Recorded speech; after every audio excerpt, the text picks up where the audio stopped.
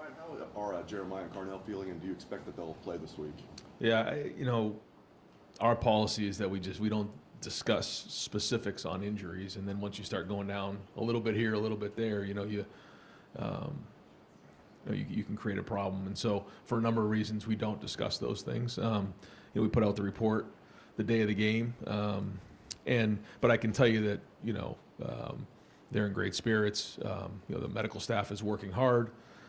We'll take it day to day and see how they come in each day, but they're working hard to get back on the field. And just so you understand, we check in every day. We take the advice of the medical staff and use their feedback, and we go from there. So we'll continue to do that. Real quick on Gabe at right tackle or right guard. How did he grade out? He played a lot of snaps. Yep. Van Sickle. How did he play? Solid. That was his first kind of real action, and I thought there was good snaps there. And you can see the talent. You can see the bend. You can see the power. He looks like he belongs. So now he's got to start stacking some games here. Oh, didn't raise my hand. Brian, when you are dealing with Saturday night, Julian was a little bit limpy, gimpy, looked like at times. I don't know if he got hit weird or whatever. How much does that potentially impact what he looked like on the field in the second half? Like some of the accuracy, the sideline stuff. I mean, obviously quarterbacks throw the ball differently than they used to. You don't use your plant foot and your back foot all the same that we used to see when you were playing. But how much impact does that have in a game for you? I guess it can just depend on what's going on, on each individual play. So I think it's hard to say exactly how much anything like that had an effect on him. But, when you look at certain plays, there's a lot that goes into it. And so I can't specifically say, what percentage or anything like that, when you start to look at, we had some guys in the game that hadn't had as many reps, there's not as much chemistry there. They'll work, hard to continue to build on that. There's a lot of things that come into play. So, but at the end of the day, we've got to do our job. Ryan, you mentioned Jeremiah had a nagging thing, and he took that nasty hit against Illinois where he kind of got flipped over. Is there anything lingering from that particular play that's been bothering him? Not that I know of. No. And did he do anything in that game on Saturday to further complicate or injure what made him initially a game-time decision? Not that I know of. Back in the spring, you and a lot of the players were talking about how they wanted to take some of the signs and everything down and just kind of wanted to move on from last year and those successes and kind of carve their own path here and get their own in those situations. And I know that's about the positives of last season and whatnot, but I don't know, philosophically, can that apply to some of the negatives of the last couple of years of these guys they don't have the successes, but they also don't have necessarily the war wounds that a lot of those guys had over the last couple of years? I don't know. I just know that we have to continue to focus on right now, and that's it. And there's lessons that can be learned from the past, but at the end of the day, it comes down to everybody doing their job and just staying focused right now. And that's it. And I think it's a job as the coaches to be at our best. It's a job of the players to be at their best right now. And we'll use, what's happened in the past as learning lessons. But at the end of the day, the majority of that stuff doesn't have an effect on this team in particular. Everyone, and this team is unique. We have our own journey, our own process that we're looking to master every week, and that's really what it comes down to. So, this is their story, and I say it all the time, the pen's in your hand, and here we are, we're in it right now. What do you want the story to be? Each team and each year, there's its own story. So, I think, again, we learn from the past, but ultimately we have to focus on what's right now. With Carnell, at the Purdue game, you had mentioned you thought maybe you probably could have played if you needed to. Has there been a setback or anything since then that has changed the calculus with him at least? Again, I don't want to get into everything because once I start answering one question, then it leads to something else. So I don't want to comment any of that stuff. Coach, you've said you want to be playing your best ball here in November. Just thoughts on this week's game, and it'll be senior day. Yeah, well, for our seniors, these games go fast, and we talk every year about how quickly these games go. And here we are, last game in the shoe, in the regular season, and it's important for everyone to play with urgency. But I say all the time, don't wait till the last game to start feeling all the emotion of that.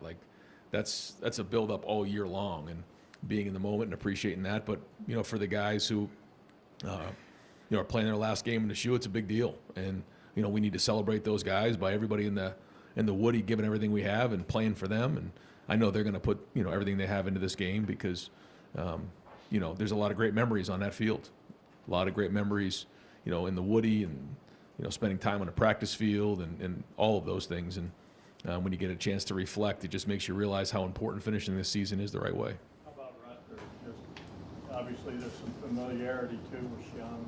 Yeah, sure. So, they always put pressure on you in all three phases. It starts with special teams and then goes to offense and defense. And, they always have a plan of how they want to attack you. And they play complementary football. So, coming off of a win and a bye week, so we got to be on our game. Ryan, your defense is forcing so many 3-and-outs and short possessions, the last 2 weeks especially, that they're barely on the field. I think 37, 44 snaps. That's not leaving a ton for the starters or the backups. Are you having to change, or are you changing anything with practice to try and get them more reps? Are they playing too good right now? No, they're not.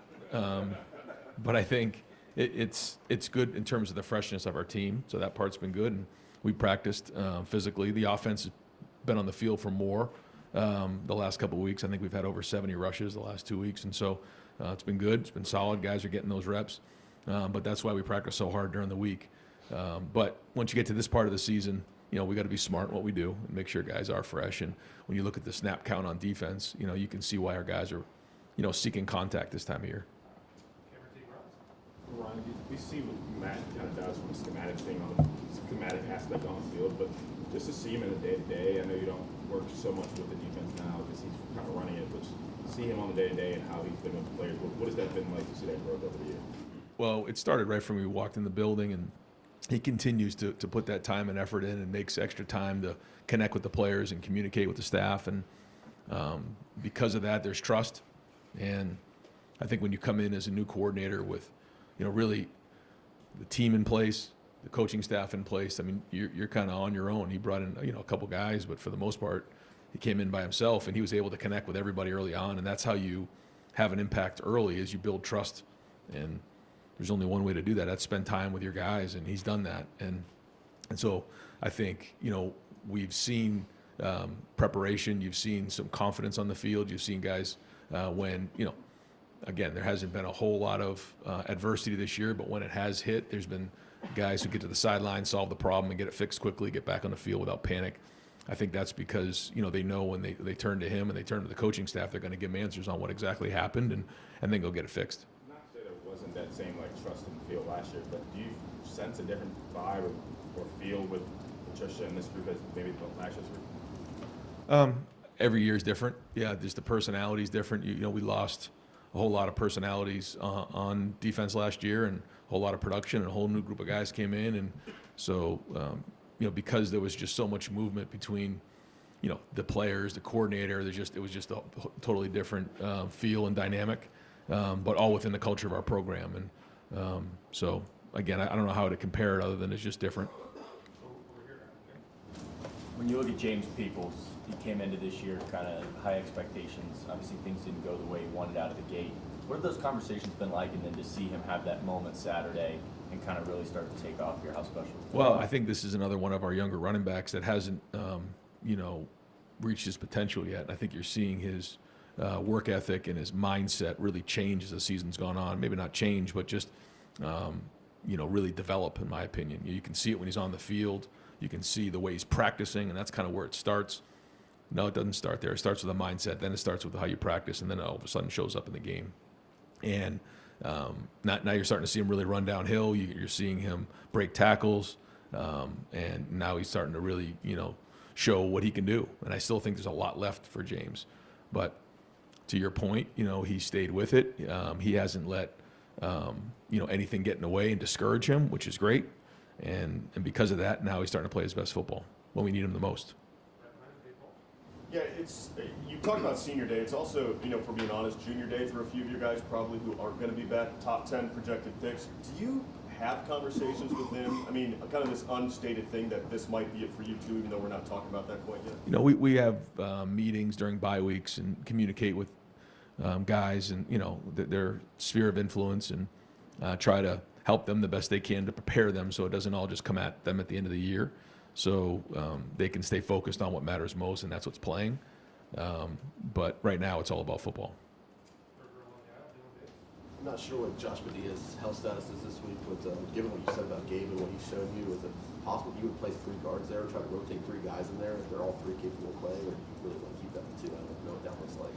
Right, we probably want to keep it to 2, but I guess if the snap count got really high, we could do that, but we probably want to keep it to 2 guys. What is it about Rutgers' ability to block punts? You know, we've seen it, and they've had multiple punts in games before. Yeah. And how much of a concern is it when you come into a game like this? Well, they put a ton of pressure on you, and you know, and that's felt by everybody. You know, I think when you look at even last week when we put some pressure at the end of the half, you know, the punter, I could obviously feel that and didn't maybe kick it exactly how he wanted, which led to, I think, the fact that the ball was blocked, the punt was blocked. So I think it's a mindset that they're going to apply pressure. And that's their philosophy. Everyone has their own philosophy, and they do a great job of it, man. Those guys give great effort, and so, you know, we got to be on our game. Ryan, regarding recruiting, in his last few years, Urban Meyer would lament the fact that just wasn't enough senior film. They didn't get to evaluate enough senior film. Now with NIL, the coaching carousel, we've seen you guys pick up 7 seniors this month. How has all of everything going on impacted your ability to evaluate seniors now? Well, that was our philosophy coming into the season, was that for a lot of reasons we wanted to be able to identify the guys who really played well their senior year, and then use that as an evaluation tool, maybe even more than we had in the past. And one of the biggest reasons is because, you know, these are truly investments now, and in terms of resources, and we have to make sure that we're right in what we're doing. You know, these decisions are more and more important. So, the more information you have, certainly it helps make every decision clearer, and that's what we're looking to do. So, as many times as we can evaluate a recruit, and figure out if this is somebody who's going to work here, because it's not about winning signing day. It's about them coming here and having success. If they have success, we have success. If they fail, we fail. And so this is a relationship that has to be on both ends. And we also want to make sure that, there's guys that fit our culture and want to be here. So all those things come into play when you're looking to sustain a certain level over a period of time. Do you think you've been helped by the fluidity of the sport right now? I mean, I think it's just the way that it is in terms of, like you said, the NIL, obviously there's been coaching changes, and, we're trying to adapt every year and do what's best for that year. It's like, you have to look at it, from a wider lens, but then every once in a while you got to look and see, okay, here are the changes that are going on. Now there's one transfer portal. All those things are taken into consideration. You look at, how, some of the guys are playing. Are there guys who are going to go to the NFL and leave early now? Maybe we didn't know if they were going to before the season. So we try to adapt the best we can and then predict the best we can and forecast what it's going to look like. And that's what roster management's all about right now. So I know stability is, more important than ever right now, and we have to make sure we're doing our part to bring in the right people. You talked earlier about this team being really focused on right now, and you've talked about routine kind of throughout the year, about not being bored with the same thing and hearing the same thing, doing the same thing. Has this team handled that better than maybe some you've seen in the past? And how much does it help, whether it's this week about not overlooking an opponent, or week one when there was a massive opponent, not thinking too much of that opponent? Like, how much has routine helped this team, and have they handled that better than some of the past? I don't know how to compare them to previous teams, but they're very businesslike. Good look in their eye when they come in the building, good look in their eye in the sideline before the game, when they're in the game.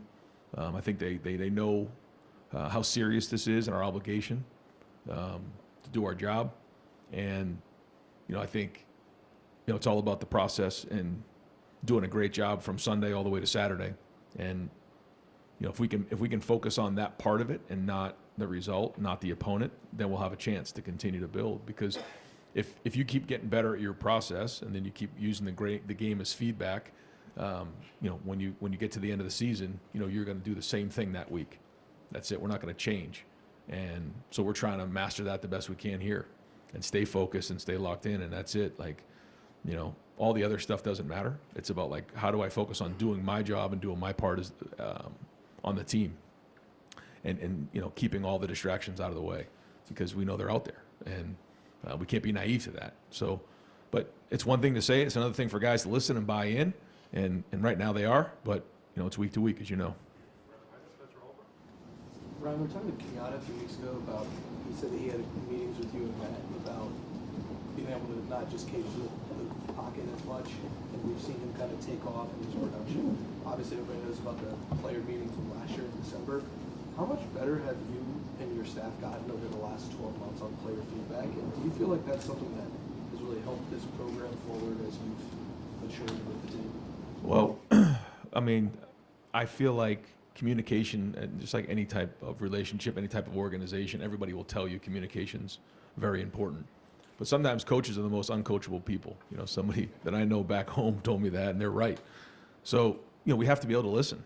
And we don't always have to agree, but we have to create an environment where someone feels like they can speak freely and give you their feedback. And if there's high levels of trust, then there can be those types of conversations. And so knowing what's going on in the minds of our players is critical.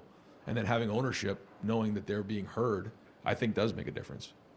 They understand the hierarchy, they know how it works, but it's also good to be heard and challenged. And as a coach, it's okay to concede a point. And I think you can't let your ego get in the way. You got to do what's best for the organization. Yeah, Ryan, without delving into specifics, just sort of for the record, can you walk us through injury protocol, like how that plays out either in a game or during the week, both? In terms of a game? Or during the week, like does the athlete have the final say? I know that you work with the trainer in a game and then during the week. In terms of like as we get closer to the game, if someone's available or not. Yeah, so the medical staff each day gives a report on how someone's doing, whether they're in practice, full go, limited or out, and then kind of gives an update on how things are going. And then as we get closer to the game, it's available, unavailable, or questionable, game time decision. And so, we just go off of that. And certainly the communication between, the players and the medical staff is important in terms of making those decisions. If a player didn't want to, if he just felt he couldn't play, he has the final say? Oh, of course. Of course. Yeah. Everyone's feedback is taken into consideration. And that's where, again, when you talk about trust within an organization, all those things come into play, and it's a group effort. But certainly we always take into consideration, the student athletes and how they're feeling and all those things. Yeah. Injury aside, we're in a new era, you've talked about it, more games. Do you ever foresee the day where load management really becomes a thing where a guy, you just don't play a guy in a game? Or, I know you rep them, fewer reps, but how do you see this playing out? I think a part of it is like the season, and then a part of it would be how you practice during the week, and then, where somebody is within their season. And so we get a lot of good information from sports science compared to previous years and try to do the best we can. But we also have to win, every game. And so that's the balance. But I feel like, here, when you look at last year, when you look at how we've handled things, I think we're in a pretty good place. But we're always chasing it and trying to do what's best for our guys. Obviously, you guys don't have quite as big of a senior class in terms of guys who have been here for 4 years this year. But how important have guys like Sonny, like Tate, and Kenyatta, Carson, guys who have been there the full 4 years been in terms of leadership for this team? Yeah, I think it's interesting because when you look at last year's team and how many guys came back, you kind of recognize that once they walked out, we were going to have sort of a gap in there. That's just kind of how it works when someone decides to come back for their 4th and 5th year. Sometimes there's no room for some players, and so they decide maybe to move on or whatever it might be. So we knew there was going to kind of be a year where we didn't have as many older seniors. But I think the leadership of even the juniors and even some sophomores has been excellent because they've been kind of thrust into those roles, as you've seen. And so, it isn't just about, your ranking that gives you leadership. It's about your impact and influence on others. And I think, you're seeing some really great leadership. When guys speak, the guys around them listen. And I think there's just a matter of fact about this group. There's not a lot of drama. They know what they need to do. They show up and they make guys around them better. And that approach so far has worked. We've got to keep it going. Ryan, similar to what Rob was asking, but when you have a guy who maybe could play, but you think, okay, maybe this isn't the best for the long-term goals like we've talked about. They're competitors. They want to be on the field. How does that side of the conversation go when maybe you guys are saying this isn't probably the best idea and the player wants to be out there? Just take us through that. Yeah, every situation's different, but at the end of the day, it's our job to make sure that we're one, giving great information, and then two, looking out for what's best for our guys. And that's really, the best I can say it. But there's always a lot of variables and a lot that goes into every situation. And so we try to do the best we can, again, to communicate and do what's best for our guys. Ryan, you're talking about what the medical staff does during the week with, guys are limited or whatever. At this point in the year, I'm sure there's a bunch of guys who have physical issues. It's a violent sport.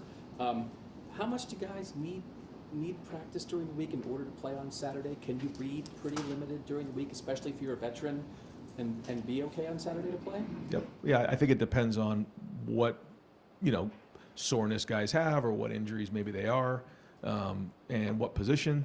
I think all those things come into consideration. And like you said, on a day like today, that we're going to have good on good. We're going to have scout periods. We're going to have indie periods. And so based on what they're dealing with, we'll adapt we've done that for years. We adapt that practice based on how they're doing.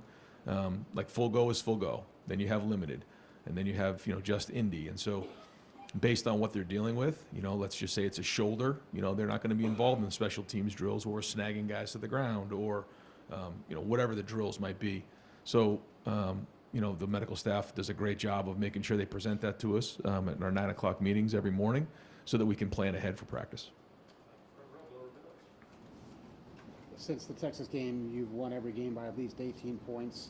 This is a great problem to have, to not have close calls, but every other team in the country has. Is there a part of you that wishes that you had faced that kind of adversity? And I have a hunch how you're going to answer this, but what are you doing to try to simulate that so that when you do get in those games, you're ready? I mean, I hear what you're saying, but it's like trying to worry about things that are out of your control, and it's sort of a waste of time. However, I think I mentioned to you that, we were trying to, raise the level of play in terms of a 83% grade, which is hard to do. And just so everybody understands, even that 3% could be a big deal. It could come down to one play in a matchup game. And so, the intensity is high. It's the coach's job to make sure everybody in the building is locked in. It's my job to make sure the coaches are locked in. And it's the position coach's job to make sure that their units are locked in and doing their job. And we're on our game. And then, practice has got to be good too. I mean, we can't just expect it, not be physical in practice and not go, good on good, because, we're going to need that to keep our edge. And so all those things are taken into consideration, but we don't take anything for granted. We don't take we don't make any assumptions. And every week, every Saturday, an opportunity to get to Indianapolis is on the line. That's the way it is here right now. I mean, we want to get to Indy, and we haven't got to Indy here. There's nobody on this team that's been to Indy right now, and they know it. And so, that's the edge. Wake up in the morning every day looking to reach our goals. So whoever we play, we play. This is going to be a great challenge this week. We know that. And we just watch across college football every week, and you just see, different teams, challenging each other, and we got to do our part. So we can't worry about what we can't control. And you've heard me say that before. I know it sounds boring, but it's the truth. We got to worry about what we can control. You've talked about the edginess of the team. Do you think that will serve you well when you get into that situation, and that's a reason you're not so worried about this?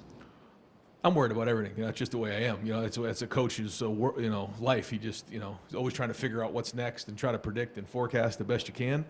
And, but I love our guys. I love the edginess. I love the competitiveness. And, here we are. I mean, you look at that schedule right there. We only got 2 more in that schedule. And so if you said we were 10-0, rocking right now, I'd say let's go play. And so we're here. And so we got to be at our best. Everybody in the building.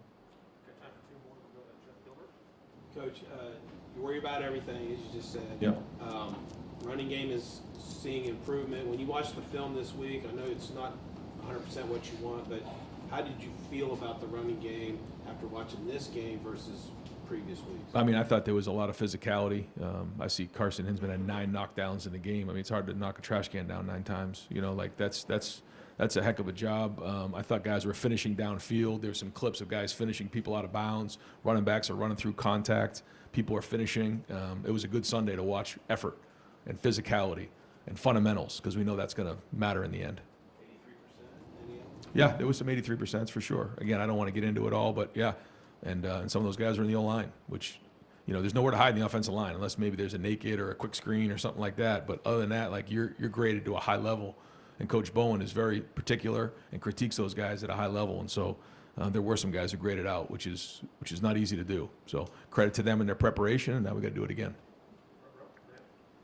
Shifting gears back to high school, in the state of Ohio, they're voting to possibly bring NIL to high school football. Just your thoughts on how that could impact the sport for high school and college, bring NIL down there? Yeah, well, I think when you look at where the rest of the nation is, I think, you know, we'll let, you know, the people who make the decisions. But I think across the country you're seeing it's become pretty standard. And so I think if we would have said this about 10 years ago, I think all of us would have been like, no way. But here we are. We're in this phase, and you know, I can see it obviously benefiting the student athletes, which ultimately is a great opportunity for them. Last question was to Tim. Oh, thanks, Mike. I'm just zeroing in on one.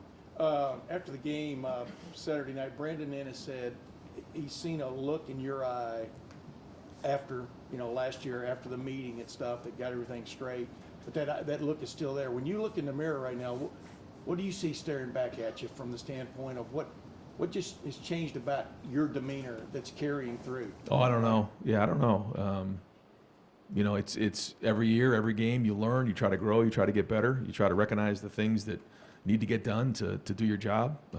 We all have an obligation, and yeah, I mean, just surround yourself with great people and go as hard as you possibly can and push, and that's it.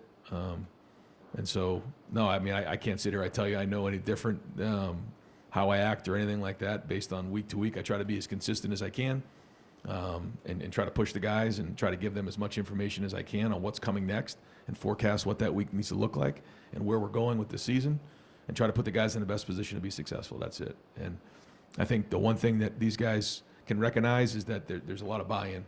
They know that, you know, if you buy into what we're doing, if you believe in what you're doing, you're going to see the results. And that's important. And I think everybody in the building feels that way when they walk into Woody. And that's a good sign for a leader. But again, like it's week to week, and we got to keep bringing it. When you eyeball guys before a game, like you said, you look into their eyes, you see that. What's the telltale sign there? Well, I think eyes lead to the soul, man. Look at someone's eyes, you know exactly what's going on. And that mindset starts with how you look. And someone told me that, and I agree with it. And so you can tell exactly, you know, what you're dealing with when you look somebody in the eye. And, you know, I watch a sideline, I watch the TV copies, I watch everything just to see what the look in everybody's eye is. And I think when you look at our guys, there's a certain business about them, and that's the way we're going to play the game.